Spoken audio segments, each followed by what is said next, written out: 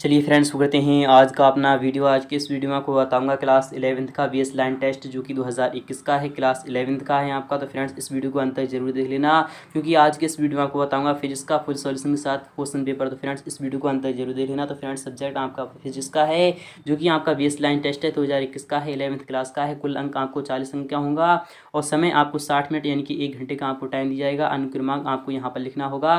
तो इसी तरह से आपको फुल सॉल्यूशन में आपको बताने वाला हूँ। छात्र छात्रा का नाम आपको यहाँ पर लिखना होगा, नोट में आपको दिया जा रहा है। सभी प्रश्न बहुविकल्पीय प्रकार के हैं, यानी कि आपके जितने भी क्वेश्चंस होंगे सभी आपके बहुविकल्पीय प्रश्न प्रकार के दिए जाएंगे और प्रत्येक प्रश्न पर आपको 1 अंक मिल जाएगा। इस प्रश्न पत्र में आपको 2 भाग दिए गए हैं, भाग 1 और भाग 2 आपके सामने दी जाएगा, जिसमें कि भाग 1 में आपको प्रश्न n यानी कि n-2 यानी कि अर्थात 8वीं व 9वीं के स्तर के होंगे। अर्थात जो आपका जिस क्लास में आपका सिलेक्शन हो रहा है यानी कि 11th में हो रहा है, तो 11th से आपके यानी कि 2 क्लास पीछे अर्थात 9th यानी कि 8th और 9th का आपके सेशन में आएगा।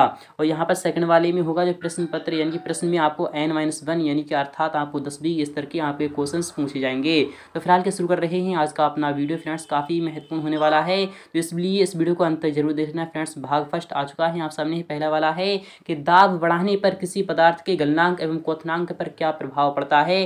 तो मैंने आपको डायरेक्टली आंसर बता रहा हूँ कि जब दाब बढ़ाने पर किसी पदार्थ के गलनांक एवं क्वथनांक पर जो प्रभाव पड़ता है तो वो क्या पड़ता है कि गलनांक कम हो जाता है एवं क्वथनांक बढ़ जाता है। यानी कि जब हम किसी पदार्थ पर यानी कि दाब बढ़ाते हैं, यानी कि जब हम किसी भी पदार्थ पर जब हम दाब बढ़ाते हैं अर्थात उसे दबाते हैं या फिर हम उस पर किसी प्रकार से दाब लगाते हैं या दाब बढ़ाते हैं तो गलनांक कम हो जाता है उसका एवं क्वथनांक बढ़ जाता है। तो आपका आंसर ऑप्शन नंबर ए में ही मिल चुका है। नेक्स्ट क्वेश्चन भी काफ़ी महत्वपूर्ण होने वाला है। सेकंड वाला क्वेश्चन काफ़ी महत्वपूर्ण है कि पदार्थ की अवस्था परिवर्तन के दौरान पदार्थ का ताप क्या होता है, बढ़ता है या फिर ऑप्शन नंबर बी घटता है या फिर ऑप्शन नंबर सी समान रहता है या फिर ऑप्शन नंबर डी ठोस से द्रव परिवर्तन में बढ़ता है तथा द्रव से ठोस परिवर्तन में घटता है। तो ऑप्शन नंबर डी आपका यहाँ पर सही हो जाएगा। क्वेश्चन थर्ड भी काफ़ी महत्वपूर्ण है कि जल का क्वथनांक होता है, तो जल का जो क्वथनांक होता है यानी कि जिस पर वह उबलता है तो वह कितना होता है, तो आपको यहाँ पर दिया जा रहा है। फिलहाल कि आपका ऑप्शन नंबर यहाँ पर ए वाला है कि यानी कि 100 केल्विन है या फिर 273 केल्विन है या फिर आपका 373 केल्विन है या फिर आपका 300 केल्विन है। तो जल का जो क्वथनांक होता है वो कितना होता है, तो जल का जो हिमांक होता है वो तो आपका 0 डिग्री सेल्सियस यानी कि 373 केल्विन होता है। फिलहाल कि आपको यहाँ पर यानी कि 273 केल्विन होता है, यानी कि 273 केल्विन इसका हिमांक होता है और क्वथनांक यानी कि इसमें 100 जुड़ गया यानी कि 373 केल्विन, यह इसका क्वथनांक हो जाएगा। क्वेश्चन फोर्थ भी काफ़ी महत्वपूर्ण है कि पेन की परमाणुवीय दूरी मापने की इकाई एंगस्ट्रॉम का मान कितना होता है, तो यह होता है 10⁻10 - 10 मीटर होता है, इसलिए आपका विकल्प यहाँ पर बी वाला सही हो जाएगा।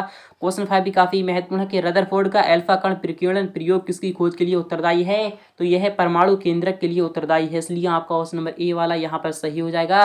नेक्स्ट क्वेश्चन भी काफ़ी महत्वपूर्ण है। यहाँ पर क्या कह रहा है, आपको यहाँ पर देखना होगा कि एक छात्र घर से स्कूल के लिए निकलता है जो कि घर से 3 किलोमीटर दूर है। स्कूल समाप्त होने पर घर वापस लौट आता है। छात्र का विस्थापन होगा तो होगा 0 किलोमीटर, यानी कि विस्थापन जो होता है तो वो होता है यानी कि जो जहाँ से गया और जहाँ पर यानी कि जहाँ पर वह ठहरा तो उसे हम क्या कहते हैं, उसे हम कहते हैं उसका विस्थापन। और ये होता है यानी जो दूरी होती है, जैसे कि घर से 3 किलोमीटर दूर गया फिर दूर यानी कि उसी स्कूल यानी कि 3 किलोमीटर दूरी से वापस आया तो 3 3 6 यानी कि 6 किलोमीटर हो जाती है उसकी कुल दूरी। और जो उसका विस्थापन होगा तो यानी कि 6 यानी कि 3 में से 3 गए यानी कि 0 आपका आंसर हो जाएगा। नेक्स्ट क्वेश्चन भी काफी महत्वपूर्ण है। क्वेश्चन 7 क्या कर रहा है, आपको यहाँ पर देखना होगा और समझना होगा कि यानी कि आपको यहाँ पर दिया जा रहा है कि सरल रेखीय गति का उदाहरण है ऑप्शन ए गुरुत्व, यानी कि निम्नलिखित में से सरल रेखीय गति का उदाहरण कौन सा है। गुरुत्व के अधीन नीचे गति गेंद की है या फिर यानी शांत झील में नाव की गति है या फिर बंदूक की गोली की गति है, तो ऑप्शन नंबर आपका सी वाला सही हो जाएगा, यानी सरल रेखीय गति का यह उदाहरण हो जाएगा। तो क्वेश्चन नंबर 8 भी काफी महत्वपूर्ण है। यहाँ पर क्या कर रहा है कि निम्नलिखित में से यानी कि प्रदर्शित दूरी समय ग्राफ के अनुसार किस वस्तु की चाल अधिक है, तो आपको यह बताना होगा। तो आपके सामने ऑप्शंस दिया रहे हैं आपको, यानी किसकी चाल सबसे अधिक होगी आपके सामने ये दिया रहा है, आप यहाँ पर समझ सकते हैं, काफी महत्वपूर्ण है। तो ऑप्शन नंबर आपका ए वाला सही हो जाएगा, यानी कि पी ऑप्शन आपका यहाँ पर सही हो जाएगा। क्वेश्चन 9 भी काफी महत्वपूर्ण है। क्रिया एवं प्रतिक्रिया बल कार्य करते हैं, ऑप्शन बी आपका यहाँ पर सही हो जाएगा। एक ही वस्तु पर विपरीत दिशा में, कि मान लो हमने दीवार पर धक्का लगाया तो धक्का यानी कि दीवार भी उतना ही धक्का हमारे विपरीत दिशा में बल लगाती है, इसलिए आपका ऑप्शन नंबर बी आपका यहाँ पर सही सही हो जाएगा। नेक्स्ट क्वेश्चन भी काफी महत्वपूर्ण है। क्वेश्चन नंबर 10 है, निम्नलिखित में से कौन सी यानी क्रियाकलाप का कारण नेट बल नहीं है? तो ऑप्शन नंबर आपका यहाँ पर सी वाला है, किसी कार को एक समान चाल से गतिशील रखना। यह ऑप्शन आपका यहाँ पर सही हो जाएगा। नेक्स्ट क्वेश्चन भी काफी महत्वपूर्ण है। यहाँ पर कह रहा है, दो अलग अलग द्रव्यमान की वस्तुएं P और Q समान संवेग से गतिशील हैं। यदि P का द्रव्यमान से अधिक हो तो किसे रोकने के लिए अधिक बल लगाना पड़ेगा? तो रोकने में लगने वाले समय पर निर्भर करेगा। तो नेक्स्ट क्वेश्चन भी काफी महत्वपूर्ण है। क्वेश्चन नंबर 12 है, दो वस्तुओं का द्रव्यमान दोगुना करने पर इनके बीच की दूरी आधी कर देने पर इनके मध्य गुरुत्वाकर्षण बल हो जाएगा। तो वह भी 4 गुना हो जाएगा, क्योंकि दोगुना का दोगुना अर्थात 4 गुना हो जाएगा। क्वेश्चन 13 भी काफी महत्वपूर्ण है। किसी वस्तु का भार पृथ्वी पर कितना होता है? तो ध्रुवों की ओर जाने पर बढ़ता है। नेक्स्ट क्वेश्चन भी काफी महत्वपूर्ण है। क्वेश्चन 14 है, पानी में तैरने किसी लकड़ी के बड़े टुकड़े का भार क्या होता है? तो 0 हो जाता है। क्वेश्चन 15 है, निम्नलिखित में से किस क्रियाकलाप में कार्य हो रहा है? तो ऑप्शन ए यानी कि ब्रेक लगाने पर कार का रुकना, यह कार्य हो रहा है। क्वेश्चन 16 भी काफी महत्वपूर्ण है। किसी निकाय की स्थितिज ऊर्जा क्या होती है?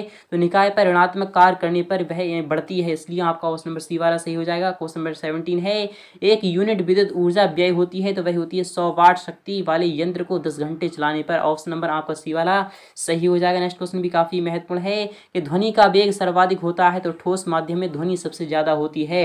नेक्स्ट क्वेश्चन भी काफी महत्वपूर्ण है। यहाँ पर कह रहा है, निम्नलिखित में से किस ध्वनि की आवृत्ति अधिक होने की संभावना होती है? तो ऑप्शन नंबर सी यानी कि मच्छर की भिनभिनाहट सबसे ज्यादा होती है, यानी कि आवृत्ति अधिक होने की संभावना होती है। नेक्स्ट क्वेश्चन भी काफी महत्वपूर्ण है। एक अश्व शक्ति में कितने वाट होती हैं? 746 वाट होती हैं। तो ऑप्शन नंबर आपका ए वाला सही हो जाएगा। नेक्स्ट क्वेश्चन भी काफी महत्वपूर्ण है। यहाँ पर क्या कह रहा है, भाग 2 आपका यहाँ पर से शुरू हो रहा है, जो कि आपका कक्षा 10वीं से लिया गया है। सेकंड क्वेश्चन यानी सेकंड भाग है, काफी महत्वपूर्ण है। क्वेश्चन नंबर 21 है कि समतल दर्पण की फोकस दूरी होती है। तो समतल दर्पण की जो फोकस दूरी होती है वह यानी सदैव अनंत होती है, यानी कि उसकी कोई लिमिट नहीं होती है। क्वेश्चन 22 है, यदि किसी वस्तु को अवतल दर्पण के सम्मुख वक्रता केंद्र पर रखा जाता है तो प्रतिबिंब बनेगा। यानी कि यदि किसी वस्तु को अवतल दर्पण के सम्मुख वक्रता केंद्र पर रखा जाता है तो यानी कि जो उसका प्रतिबिंब बनेगा तो वह भी वक्रता केंद्र पर ही बनेगा। क्वेश्चन 23 है, एक लेंस की क्षमता 2 डायोप्टर है, इसकी फोकस दूरी कितनी होगी? तो यानी कि जब डायोप्टर कितनी डायोप्टर आपके सामने दी जा रही है, एक लेंस की जो क्षमता है वह 2 डायोप्टर है, इसकी फोकस दूरी कितनी होगी? यानी कि P इक्वल टू आपको यहाँ पर कितनी दी जा रही है? तो 1/f होती है, तो आपको यहाँ पर लिखना होगा, यानी कि आपका f इक्वल टू आपका क्या होगा?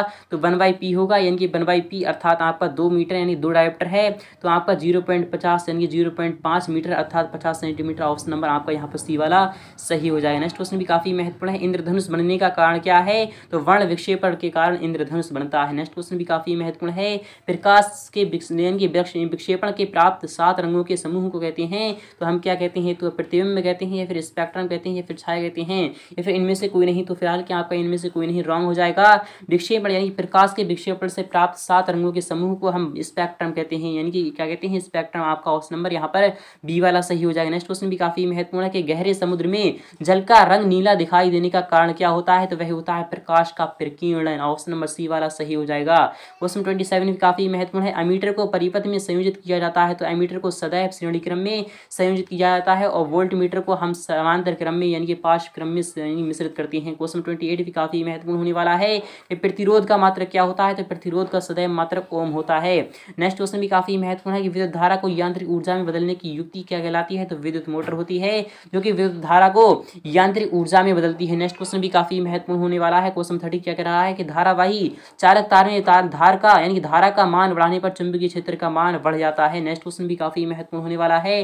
क्वेश्चन 31 क्या कह रहा है? आपको यहाँ पर देखना होगा, काफी महत्वपूर्ण है कि घरेलू विद्युत यानी कि परिपथ में सभी उपकरण संयोजित होते हैं, क्योंकि किस में होते हैं? तो समांतर क्रम में संयोजित होती हैं। क्वेश्चन 32 है, एक यूनिट विद्युत ऊर्जा होती है तो वह होती है 3.6 × 10⁻6 जूल। आपका ऑप्शन नंबर डी वाला यहाँ पर सही हो जाएगा। नेक्स्ट क्वेश्चन भी काफी महत्वपूर्ण है कि नेत्र यानी प्रत्यारोपण में नेत्र का कौन सा भाग प्रत्यारोपित किया जाता है? तो कॉर्निया किया जाता है। ऑप्शन नंबर बी आपका यहाँ पर हो जाएगा। नेक्स्ट क्वेश्चन भी काफी महत्वपूर्ण होने वाला है कि फ्यूज तार का महत्वपूर्ण गुण होना चाहिए, तो वह है इसके पदार्थ का गलनांक उच्च होना चाहिए। क्वेश्चन 35 भी काफी महत्वपूर्ण होने वाला है। यहाँ पर कह रहा है किसी दर्पण के सामने आप चाहे कितनी ही दूर खड़े हों, आपका आभासी प्रतिबिंब बन रहा है, तो तो वह बनेगा समतल या फिर उत्तल, यानी कि मे भी आपका ऑप्शन नंबर आपका डी वाला सही हो जाएगा। नेक्स्ट क्वेश्चन भी काफी महत्वपूर्ण है। अपवर्तन की घटना में यदि अपवर्तन कोण से बड़ा है तो संभवतः प्रकाश किरण प्रवेश कर रही है कांच से वायु में, यानी कि ऑप्शन नंबर बी यहाँ पर सही हो जाएगा। नेक्स्ट क्वेश्चन भी काफी महत्वपूर्ण है। निम्नलिखित में से ऊर्जा का स्रोत नहीं है तो ताला ऊर्जा का स्रोत नहीं है। निम्नलिखित में से जीवाश्म ईंधन है तो कोयला एक जीवाश्म ईंधन है, और बाकी सब ऐसे ही है। नेक्स्ट क्वेश्चन भी काफी महत्वपूर्ण है। क्वेश्चन 39 क्या कह रहा है, निम्नलिखित में से चुंबकीय रेखाओं का गुण नहीं है तो ऑप्शन नंबर बी, यानी कि दो चुंबकीय रेखाएं एक दूसरे पर को काटती हैं, यह चुंबकीय रेखाओं का गुण नहीं है। क्वेश्चन 40 है, किसी चालक तार को खींचकर दुगना लंबा कर दिया जाता है तो चालक का प्रतिरोध 4 गुना बढ़ जाएगा। ऑप्शन नंबर बी आपका यहाँ पर सही हो जाएगा। आई होप आपके समझ में आ रहा होगा। अगर आपके समझ में आ चुका है तो वीडियो को लाइक करना और अपने तमाम दोस्तों के पास शेयर कर दीजिए। तो फ्रेंड्स मिलती हैं बहुत जल्द नेक्स्ट पार्ट में, बहुत जल्द। तब तक के लिए